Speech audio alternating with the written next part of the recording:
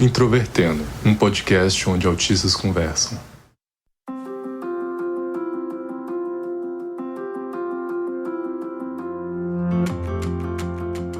Um olá para você que escuta o podcast Introvertendo, que é o principal podcast sobre autismo do Brasil.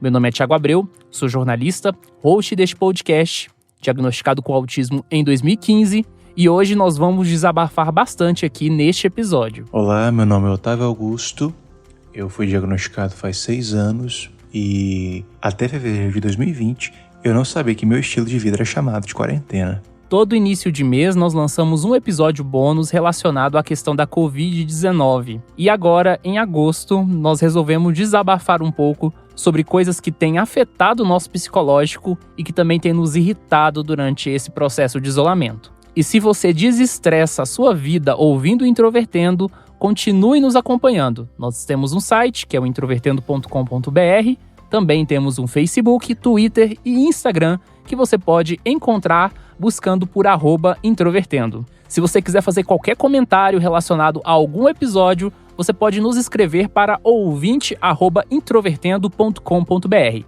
E se você quiser fazer algum contato comercial, o endereço é contato@introvertendo.com.br. Se você ouve os nossos episódios e quer nos dar alguma ajuda, você pode nos patrocinar lá no Padrim. Nosso endereço é padrim.com.br. E se você está ouvindo a gente no Apple Podcasts, avalie a gente lá, faz um comentário, dá esse apoio, porque quanto mais gente avaliar, mais novas pessoas nós podemos alcançar com este projeto. Vale lembrar que o Introvertendo é um podcast feito por autistas, cuja produção é da Superplayer & Company.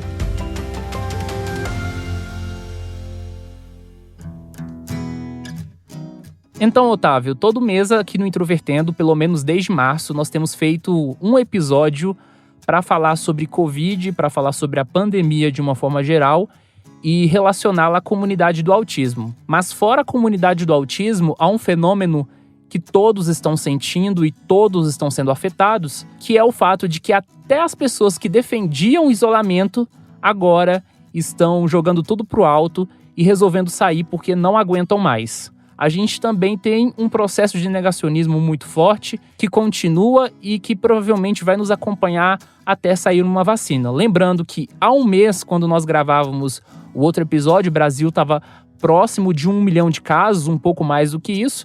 E no momento que nós estamos gravando, o Brasil já tem mais de 2 milhões de casos. Ou seja, em um mês, a nossa quantidade de pessoas confirmadas dobrou. Isso é bastante preocupante e a sensação que eu tenho é indescritível. Você tem se sentido afetado pelo isolamento, Thiago? Eu me sinto até injusto se eu falar que eu me sinto afetado, porque a minha situação é melhor do que provavelmente mais de 90% da população. Eu já trabalho remoto há anos, então nesse sentido de trabalho eu não fui afetado. A empresa que eu trabalho está muito bem, porque ela já tem um plano de trabalho remoto estabelecido. Nós nos preparamos para esse processo. E eu moro numa casa que há espaço, que eu consigo manter um isolamento até dos meus próprios parentes e eu consigo ter essa organização. Mas, obviamente, do ponto de vista, por exemplo, de relacionamentos, isso tem me afetado bastante. E também chega um momento que esse clima de incerteza, e nós que somos autistas gostamos muito de previsibilidade, de ter, ou pelo menos uma segurança sobre as coisas, isso me incomoda muito. E você? Eu já sou bastante caseiro, então eu não posso falar que nesse sentido a pandemia me afetou negativamente. Ela não mudou muita coisa. O nível de adaptação para mim não foi grande. E meu estágio na área da saúde, eu voltei a estagiar 2 semanas atrás em tempo de pandemia. Estou trabalhando com pacientes com Covid em suspeita e está sendo um bom experimento para mim.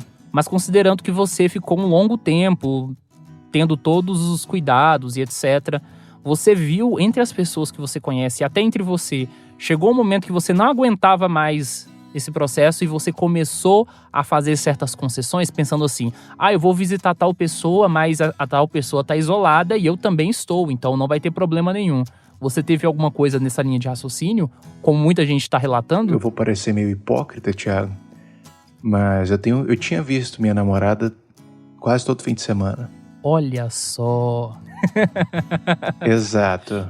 Eu falei nesse ponto. Por quê? Porque ela estava em isolamento e eu estava em isolamento. Nós acabamos indo um para casa do outro. Isso aconteceu. Isso, assim, isso nunca parou durante a pandemia, em nenhum momento. Não teve um momento mais, não teve um momento menos. Foi constante isso. Eu parei de vê-la agora porque eu estou indo para o hospital e estou lidando, eu estou numa área de alto risco. Então eu parei de vê-la até que a pandemia se resolva, para que ela não corra riscos desnecessários. Agora eu estou realmente fazendo a concessão. Só que quando nós íamos um para casa do outro, é preciso deixar claro que nós usávamos máscara fora da casa 100% do tempo. Quando nós íamos para casa um do outro, nós levávamos uma muda de roupa e tomávamos banho, não importa o quão limpo estivéssemos, e nós limpávamos todos os nossos pertences, fossem mochilas, fossem carteiras, fossem celulares, tudo com álcool. Fomos descuidados indo para casa um do outro? Fomos, mas nós tomamos todos os outros cuidados possíveis. E eu tinha certeza que ela estava na casa dela cumprindo a quarentena como eu estava na minha, como ela tinha certeza que eu estava na minha. Saquei. Isso me faz lembrar duas pessoas aqui do podcast que namoram, que é o Luca e a Mariana. E eles ficaram cerca de 4 meses sem se verem. O Luca, entre todos nós, ele tá numa situação de maior delicadeza, porque o Luca é asmático, ele tem sérios problemas respiratórios, e ele mora num bairro que está entre os bairros mais ricos de Goiânia, que tem uma grande quantidade de casos. Então ele sempre teve muito medo dessa pandemia e ele ficou 4 meses, então, em completo isolamento. Mas chegou um momento que ele e a Mariana não aguentaram ficar 4 meses sem se verem. Eles se prepararam e foram para a casa da Mariana. Eu não sei mais ou menos como é que foi esse processo do Lucas se preparar, se organizar para evitar esse contato, mas todo esse processo tem um certo perigo. Então eu fico pensando assim, chega um momento que o descaso, principalmente por parte do governo federal, que acaba desalinhando todas as ações em todos os níveis, tanto estadual quanto municipal, ela se torna tão grande que as pessoas, para sua própria sobrevivência, elas começam a avaliar riscos, porque se elas manterem o isolamento rígido, como muitos de nós têm feito há 4, 5, 6 meses, isso significa que a gente vai ter sérios problemas com depressão e ansiedade. Eu, particularmente, estou cumprindo rigidamente há muitos meses. Eu só saí 2 vezes, uma para procurar um médico urgente, porque eu tive crise de tendinite e não estava conseguindo fazer absolutamente nada com as mãos. E uma outra vez que eu tive que buscar um produto e acabei me arrependendo porque as pessoas na rua estavam extremamente agressivas e negacionistas. E eu parei de ver qualquer pessoa. Eu costumava sair muito para jogar Pokémon, parei de fazer isso. O Vini, que é o designer do nosso podcast, né? Eu sempre via ele todo final de semana e a gente parou de se ver há muitos meses, a gente só se conversa pela internet. Então, para mim, agora, nesse estado, considerando que eu estou desde março realmente num isolamento rígido, isso está começando a afetar o meu psicológico de uma forma muito significativa. Eu tenho ficado mais irritado, eu tenho ficado menos tolerante. Ainda mais agora que eu sinto dores nas mãos todos os dias e eu preciso regular o meu tempo de trabalho e meu tempo de lazer também com o computador. Então, eu fico pensando, imagina as pessoas que têm filhos em casa com síndromes raras, imagina as pessoas que estão em condições socioeconômicas muito piores e essas pessoas precisam lutar pela sua vida todos os dias dentro de casa com medo de pegar esse vírus e ter grandes chances de morrer. Como é que está o psicológico dessas pessoas? Então, a gente está numa situação extremamente delicada, né? E o contexto do vírus mostra que isso não vai passar tão cedo. Então, agora a gente tem um processo de interiorização dessa doença. Eu conheço muitos parentes no interior que estão em extremo contexto de negação e parece que o caos é anunciado, sabe, Otávio? Eu não sei como é que é com seus parentes, mas eu tenho muitos conhecidos assim que eu chego pra minha mãe e falo assim, por favor, não se estressa. Porque essas pessoas, elas não vão quietar nem se algum parente morrer. Tem gente que tem parente em UTI e continua saindo, sabe? Então tem essa situação. Tem as pessoas que cumprem corretamente, mas que chegaram no momento que elas cansaram. E tem aquelas pessoas que estão desde o início ligando o dane-se pra tudo e continuam saindo. Como é que você se sente em relação a isso? É frustrante, Thiago. Sabe, uma coisa é você ir na casa de uma pessoa tomando todas as precauções devidas, outra é você encontrar com 12 pessoas. certo? 12 pessoas? Exato. Eu já vi... Ah, sim. Saiu uma notícia recente, né? Que teve gente que até foi presa, que foi fazer um evento dentro de um motel. Não, Thiago, eu tô falando puramente de forma hipotética. Depois você fala disso. Ah, sim, tá, desculpa. Porque é o seguinte, aqui eu moro em casa e eu saio pra caminhar. Eu saio de máscara, mas eu saio pra caminhar. E eu tenho visto que vários dos meus vizinhos têm feito festas. Você vê vários carros estacionados na rua. E vale mencionar que você mora num condomínio de alto padrão, né? Então você não tá nos estratos mais pobres da população. Exatamente. Então, assim, é um pouco frustrante. Vai parecer de novo hipócrita, só que eu já participei na pandemia de festividades desse tipo, mas eu participei de uma, sabe? Que foi o aniversário do meu irmão. Que todo mundo... Eu fiquei sabendo no dia que todos nós íamos pra casa da minha tia, juntou o quê? 3, 6... Ironicamente, juntaram 12 pessoas. Quando eu cheguei lá e vi aquele tanto de gente, eu falei, agora eu não posso criticar mais ninguém. Na verdade, eu posso. Vai parecer hipocrisia? Vai. Só que... Não tem só que. O correto seria eu sair de lá. Eu não ia fazer essa desfeita. E você ia pra onde, né? Nem tinha, de certa forma, como... Eu podia ir pra casa. Ah, sim, entendi. Porque era aqui dentro do condomínio. Era 400 metros da minha casa. Eu podia ter feito isso, certo? Sim, mas assim, eu fico pensando que tem muita gente pelo país, eu conheço algumas pessoas próximas, inclusive, que o pior da pandemia é que você precisa fazer um pacto com as pessoas. Porque não adianta de nada, você tá dentro da sua casa, cumprindo direitinho, aí você tem uma irmã ou um irmão ou algum parente que não tá nem aí e se expõe e contamina todo mundo dentro de casa. Então, você depende muito do outro e nós autistas temos uma dificuldade de interação social, ainda mais confiar nos outros. Eu, particularmente, desde o início da pandemia, eu sabia que isso não ia dar certo, assim. Não tem como você confiar na população humana, entendeu? Basta ver o tipo de discurso que se tinha no início da pandemia, quando a gente via que a situação era grave mesmo. A única forma de você realmente se proteger da pandemia sem que você pense em depender dos outros é você morando sozinho e você fazendo a sua própria comida e conseguindo pagar tudo que você tem que pagar ainda dentro de casa. O que é uma situação extremamente rara. É verdade. Assim, o problema é que o contexto social médio do brasileiro não permite isso. Ele tem que sair. O brasileiro não vive, o brasileiro sobrevive. Sim. O Brasil e os Estados Unidos não estão dando apoio suficiente para a população. R$600 para 5 meses não é nada. Partindo do pressuposto, vamos pegar uma pessoa que está numa situação agradável, certo? Uma pessoa que, por exemplo, é um universitário e mora perto da universidade, precisa se manter ali. Só um aluguel de uma casa universitária é esse valor. Imagina para alguém que tem 3 filhos. Como é que a pessoa vai sustentar 3 filhos com R$600? Então é completamente impensável, né? É completamente impensável. Eu não acho que o governo tenha feito um mau trabalho com os isolamentos, com a preparação de leitos. Teve faltas? Teve. Mas eu acho que o Brasil tem lidado... Mas você está se referindo ao governo estadual ou federal? Muito obrigado. Muito obrigado, porque... Porque, assim, né, o nosso estimadíssimo presidente da República queria impedir o uso de máscaras em alguns lugares, né? Agradeço, porque eu devia ter feito essa distinção. Estadualmente, Ronaldo Caiado, que é médico, ele tomou posições pró-isolamento, inclusive ele foi de cara algumas vezes com o Bolsonaro, inclusive teve até uma manchete falando assim, aqui em Goiás, que vale o meu decreto. Ele rompeu com o Bolsonaro por causa disso, se eu não me engano. Mas depois ele desistiu.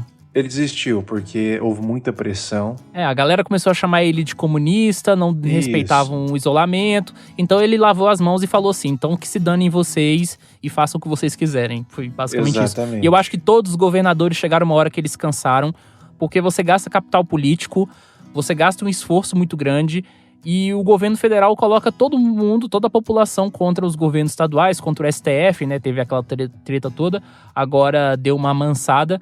Mas eu acho que chegou o momento, assim, que eles viram e falaram assim, não tem pra onde correr, então fazer o quê, né? Mas assim, Otávio, você que agora tá começando a acompanhar a gente com Covid e que tá terminando aí a graduação em medicina, né? Você tá no finalzinho do curso, né? Falta um ano pra eu formar. Então, mas você já tem contato com muitos médicos, já tá aí nesse processo.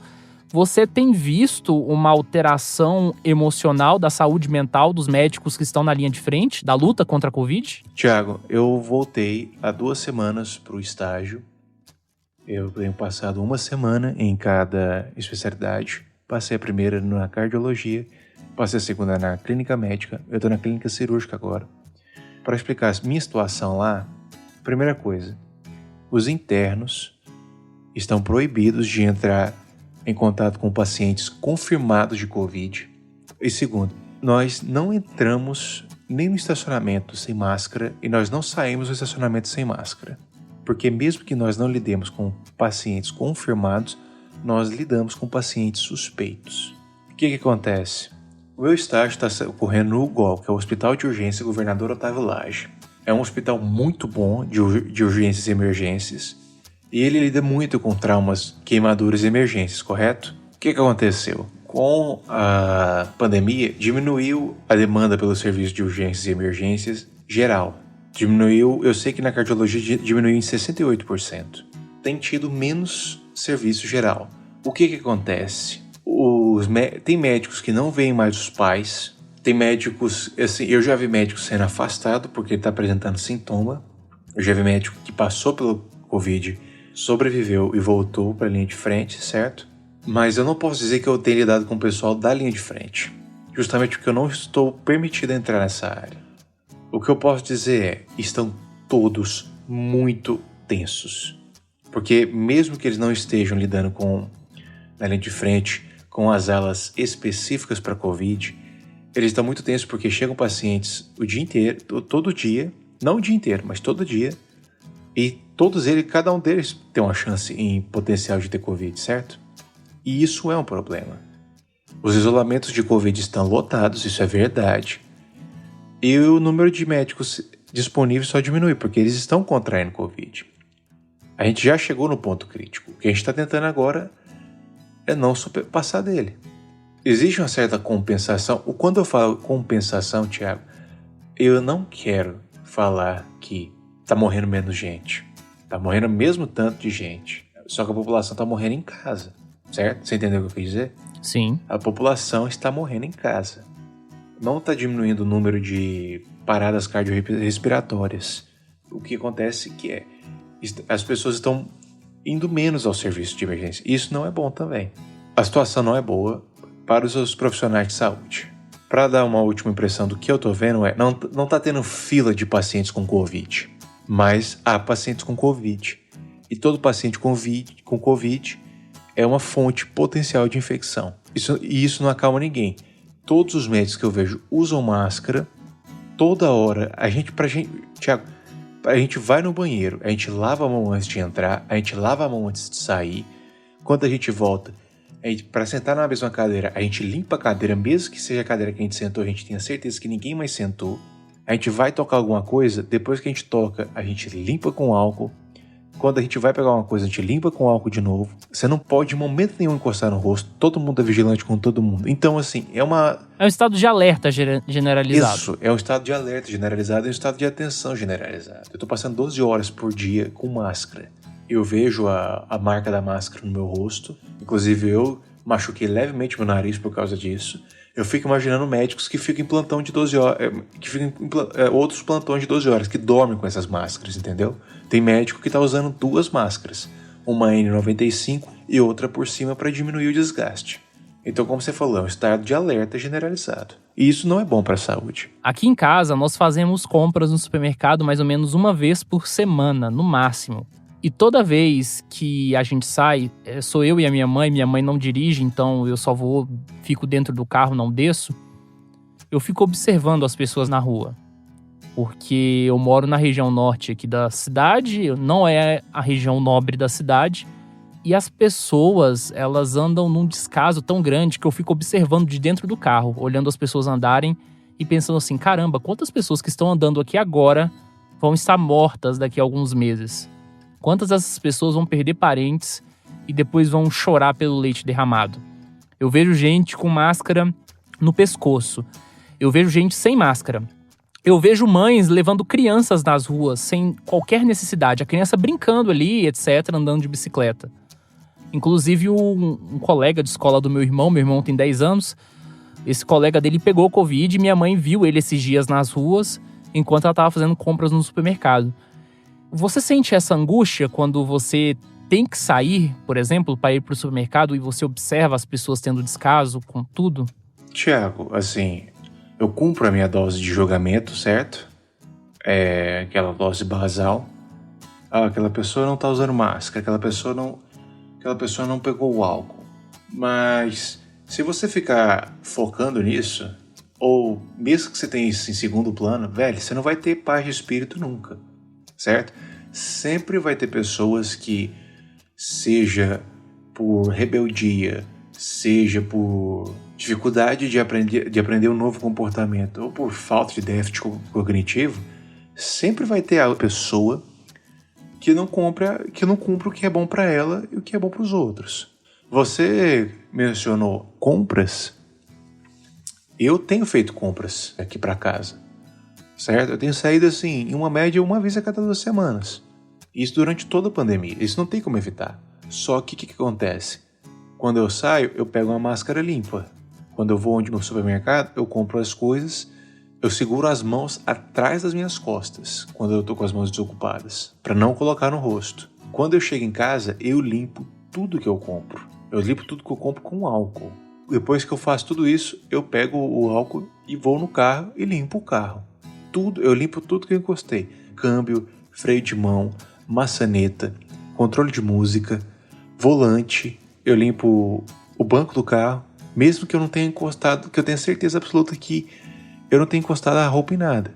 Eu faço isso só para evitar pegar o Covid? Não, porque fazendo isso repetidamente, eu vou começar a fazer isso de forma automática.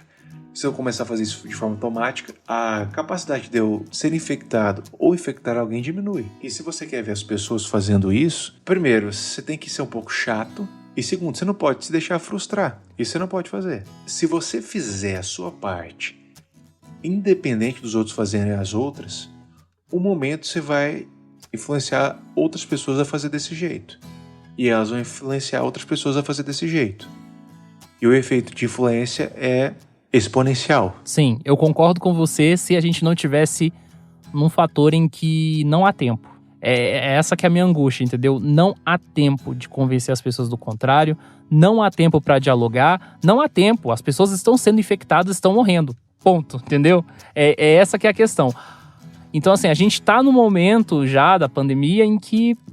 Aí chega o ponto que eu concordo com você. A gente tá no momento que as coisas já chegaram a um ponto tão incontrolável que a gente agora precisa cuidar de nós, né? Cuidar da nossa saúde, não se estressar com os outros, que foi até a questão que eu falei com a minha mãe, e tentar se proteger.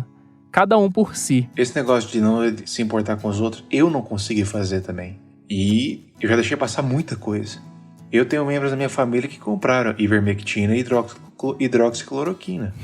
Nossa, que triste. E você sabe qual que é o pior, Thiago? Você sabe qual que é o pior de tudo? Ele sai recomendando pra todo mundo? Não, foi que um médico da minha família passou essa receita. Nossa. Então, assim, é frustrante pra mim.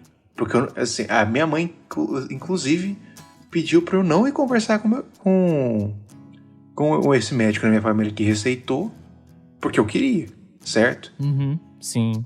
Fazer esse episódio foi terapêutico. Eu tenho sentido um pouco de frustração? Tenho. Mas nem tudo tem sido leite azedo. Na falta de uma metáfora melhor. Eu tenho visto muitas pessoas, assim, se engajando. Inclusive pessoas que não entendem bem a situação. Eu tenho, inclusive, sido mais otimista do que qualquer outra coisa, Thiago. Usem máscara. Lavem as mãos. E esperemos esse negócio acabar. Não tem garantias nessa vida, certo? A gente pode fazer o que a gente pode fazer. Se algum ouvinte estiver tendo o problema que eu tive, de família, ou que tenha um relato desse tipo, mande pra gente. O feedback sempre é bem-vindo. Com certeza. E no próximo mês, a gente apresenta mais um episódio no contexto da Covid e espero que a gente traga boas notícias daqui a 30 dias. Um abraço pra você e até mais. Olá pessoal que acompanha o Introvertendo, estou aqui mais uma vez para poder ler as mensagens que vocês enviaram para nós. Esta semana nós temos a mensagem da Andréa Munhoz. Ela diz o seguinte: Bom dia, gostaria de parabenizar a iniciativa, muito inspiradora. Sou advogada especialista na área de saúde e milito na causa do autismo. Ter a oportunidade em acessar relatos e experiências com conteúdo de qualidade é muito enriquecedor. Sucesso! Andréa, muito obrigado pela sua mensagem de e-mail. É sempre legal quando a gente recebe também mensagens nos incentivando e agradecendo pelo conteúdo. E, na verdade, somos nós que temos que agradecer a vocês que acompanham o podcast. Eu espero bastante que vocês curtam o nosso conteúdo, que vocês elogiem quando for necessário, que vocês também critiquem quando for necessário. É sempre muito importante. Queria agradecer bastante o pessoal que tem ouvido a gente na Apple Podcasts. Nesta última semana, pela primeira vez em nossa história, nós entramos na lista de podcasts mais ouvidos. Nós tivemos o Introvertendo durante 1 ano e meio totalmente independentes, sem patrocínio de ninguém, sem padrinho, sem nada. E a gente conseguiu se manter e hoje a Superplay & Company nos dá um grande apoio. E saber que o nosso conteúdo está sendo reconhecido por vocês e pelas plataformas, isso é muito importante. O nosso pico, até o momento que eu gravo esse áudio, foi a posição de número 8. Não sei se a gente vai subir ainda, mas desde já eu queria agradecer bastante, porque o nosso podcast está lá no topo de podcasts recomendados da plataforma. O Introvertendo volta nessa sexta-feira, com um episódio completamente novo, e eu aguardo vocês lá, beleza? Até mais!